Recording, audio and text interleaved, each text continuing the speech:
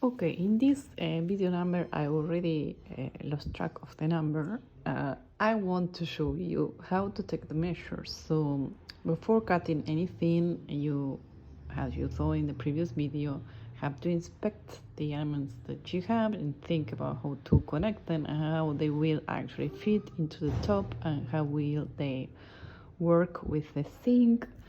And once you have everything figured out, the next step is to lay the top, lay the elements without fitting or marking anything, and just have a feeling, look at it, just check things if you like it, if not. But not only if you like it, you have to really think about very practical things. Okay, first, the centering. Do you want it centered? Do you want a little bit more to the right, a little bit more to the left?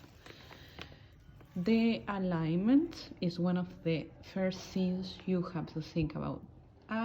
Contrary to all my obsessive checks, I don't want each element of my house to be centered because I have some reasons, which are this part won't be much accessible because it will go just right to the shower panel. So I need to have a space for cleaning it, but that's it. But what I tell you is that when I laid out everything, I was having the idea at the beginning to put this even closer to the right, because anyway I won't be using it. But then I just saw, okay, I want not only a space to put my hands and be able to clean everything, but why not to have a little space to actually put a small glass to hold the brushes, or use this corner for a little bit more of storage, so that can give me the left space, which is even a little bit bigger than the right, to put maybe a book, or to put my iron, my hair iron, or to put, you know, like my hair dryer or whatever while I'm using it.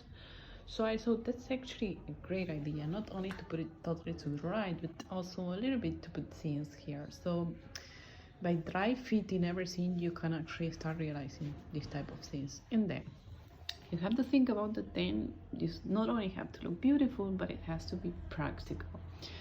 Practical means you have to clean it. So have your hand, go around, check. There will be something here, it will be free, you will be able to clean or not. If in my case, there will be something. So I was just checking, yes, I can actually clean it properly.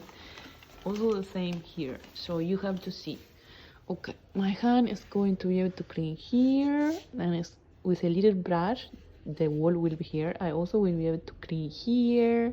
I might also caulk this so water don't go inside. And then comes this side, yes, I can clean, blah blah. And then comes the little shower command, which I was thinking put it like that, but then I just did that, chick chick. So you see, it says you also want to play around with the element. So I finally decided to put it like that, and I don't want to put it like that because it will be visible from the bottom. So I want to put it a little bit here.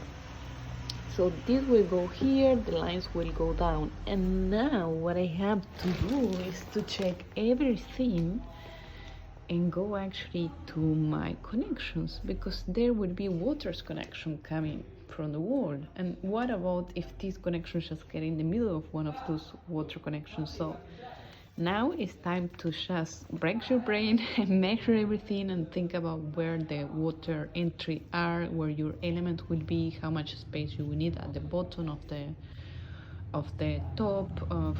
So here is the most technical part of the project.